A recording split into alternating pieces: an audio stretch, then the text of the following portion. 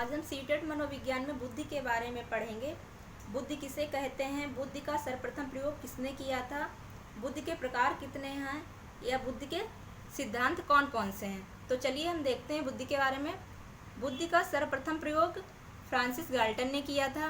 कब किया था? 1885 में किया था। बुद्धि किसे कहते हैं? तो विभिन्न प्रकार की योग्यता को ही बुद्धि कहते हैं। प्रत्येक व्यक्ति में अलग अलग प्रकार की योग्यताएं पाई जाती हैं, उन्हीं को हम क्या कहते हैं? बुद्धि कहते हैं। फिर अगला पॉइंट है बुद्धि कैसी है। तो बुद्धि अमूर्त है, बुद्धि दिखाई नहीं देखती है। तो परीक्षा में और ज़्यादा पूछा जाता है कि बुद्धि अमूर्त है या मूर्त है, तो बुद्धि अमूर्त है। फिर कुछ मनोवैज्ञानिक के अनुसार परिभाषाएं दे रखी हैं, उन्हें हम देखेंगे। पहले हम देखेंगे टर्मन के अनुसार। टर्मन ने क्या कहा था? इन्होंने कहा था बुद्धि अमूर्त चिंतन के बारे में विभिन्न योग्यता का नाम ही बुद्धि है। जो भी हमारे अंदर अमूर्त चिंतन करने की योग्यता होती है उसी को क्या कहते हैं? बुद्धि कहते हैं। फिर देखते हैं फ्रीमैन के अनुसार इन्होंने कहा था बुद्धि समायोजन, अधिगम व अमूर्त चिंतन की योग्यता है। फिर वुडवर्थ ने क्या कहा था? इन्होंने कहा था बुद्धि कार्य करने की योग्यता है, किसी भी कार्य करने की क्षमता को ही बुद्धि कहते हैं, इन्होंने कहा था।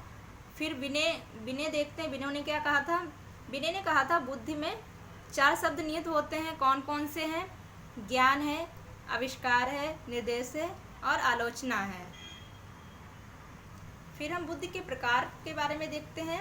बुद्धि के कितने प्रकार हैं? तो थॉर्नडाइक ने और गैरेट ने बुद्धि के प्रकार बताए थे। थॉर्नडाइक ने बुद्धि के 3 प्रकार बताए थे और गैरेट ने भी बुद्धि के 3 प्रकार बताए थे।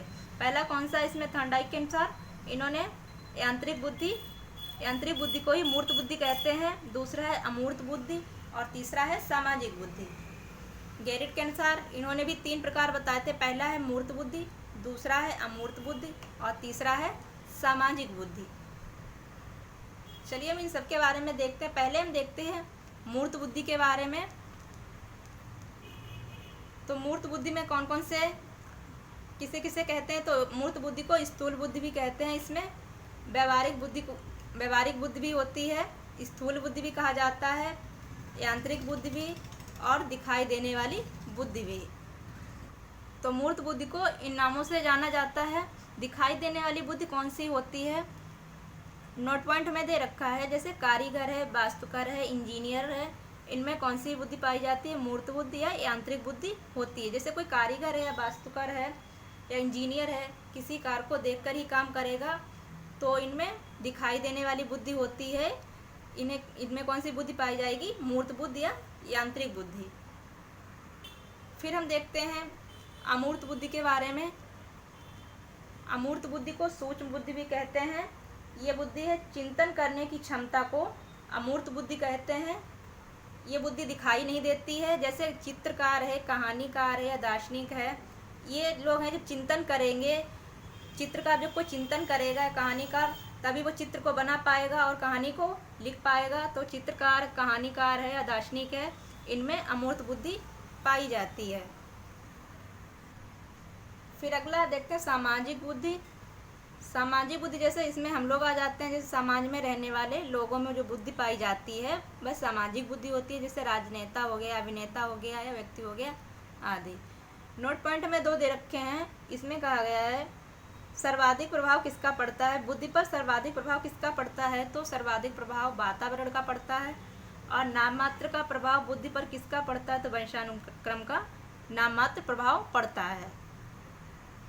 फिर हम बुद्धि के सिद्धांत के बारे में देखेंगे।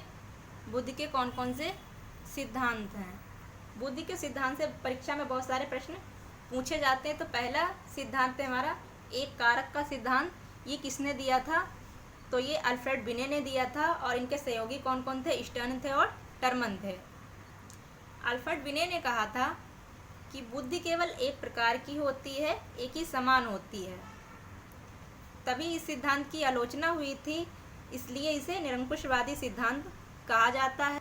बिने सिद्ध करना चाहते थे कि बुद्धि केवल एक प्रकार की ही होती है, पर ऐसा नहीं होता है। प्रत्येक बच्चे में अलग अलग प्रकार की बुद्धि होती है। कोई बच्चा पढ़ने में ज़्यादा अच्छा होता है, कोई कमज़ोर होता है।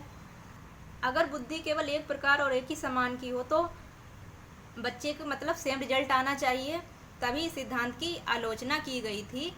इस सिद्धांत को क्या कहते हैं? निरंकुशवादी सिद्धांत भी कहते हैं। और विनय ने क्या कहा था? इन्होंने कहा था बुद्धि केवल एक है, इसका खंड नहीं हो सकता है, अतः इसे एक कारक तथा एक खंड का सिद्धांत भी कहते हैं। तो एक कारक सिद्धांत के अन्य नाम क्या है? निरंकुशवादी का सिद्धांत भी इसे कहते हैं और एक खंड का सिद्धांत भी कहते हैं। फिर दूसरा है हमारा द्विकारक सिद्धांत। द्विकारक सिद्धांत किसने दिया था? स्पीयरमैन ने दिया था। इन्होंने क्या कहा था? इन्होंने कहा था कि बुद्धि एक खंड एक प्रकार की नहीं बल्कि दो खंड से मिलकर बनी होती है। विनय ने कहा था बुद्धि एक प्रकार की होती, एक खंड की होती है, और इन्होंने कहा था कि नहीं, बुद्धि दो खंड से मिलकर बनी होती है। पहला कौन सा है कारक? सामान्य कारक है, और दूसरा हमारा कौन सा है? विशिष्ट कारक। इसे जी फैक्टर, जनरल फैक्टर भी कहते हैं, और एस फैक्टर, स्पेसिफिक फैक्टर भी कहते हैं। और स्पीयरमैन ने इसे जीएफ एसएफ फैक्टर भी कहा है।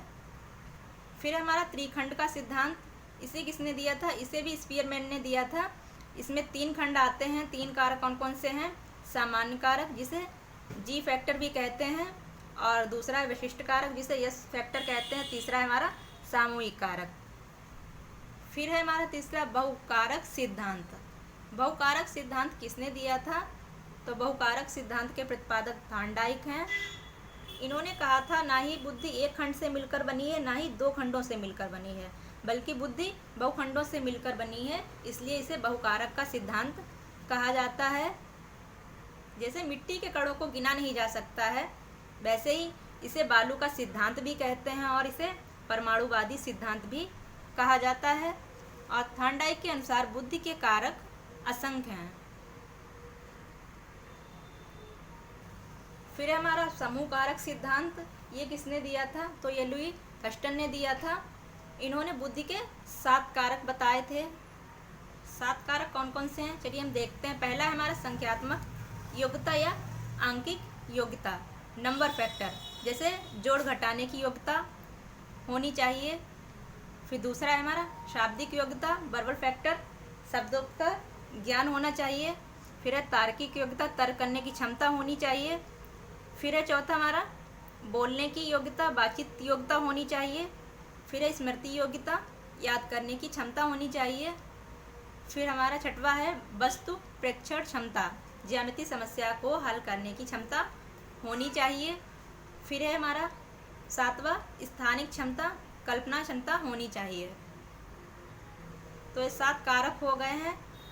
फिर हम अगला सिद्धांत देखते हैं। अगला सिद्धांत है त्रिआयामी सिद्धांत। त्रिआयामी सिद्धांत के प्रतिपादक हैं गिलफोर्ड। इन्होंने कब के 1969 में दिया था। 1969 में त्रिआयामी सिद्धांत दिया था गिलफोर्ड ने। इसे क्या कहते हैं? त्रिविमीय सिद्धांत भी कहते हैं, और बुद्धि की संरचना का सिद्धांत भी कहा जाता है। तो ये वाला पॉइंट बहुत पूछा जाता है परीक्षा में कि बुद्धि के संरचना का सिद्धांत किसने दिया था? तो गिलफोर्ड ने दिया था। इसमें कौन कौन से आते हैं? संक्रिया आती है, विषय वस्तु आता है, और परिणाम और उत्पाद आता है। अगला हम देखते हैं तरल बुद्धि व ठोस का सिद्धांत किसने दिया था? इसके प्रतिपादक कौन थे? तो कैटल व हॉर्न ने तरल बुद्धि व ठोस का बुद्धि का सिद्धांत दिया था। कभी ऑप्शन में कैटल पूछ लेते हैं, हॉर्न आता है केवल, नहीं तो दोनों आते हैं ऑप्शन में।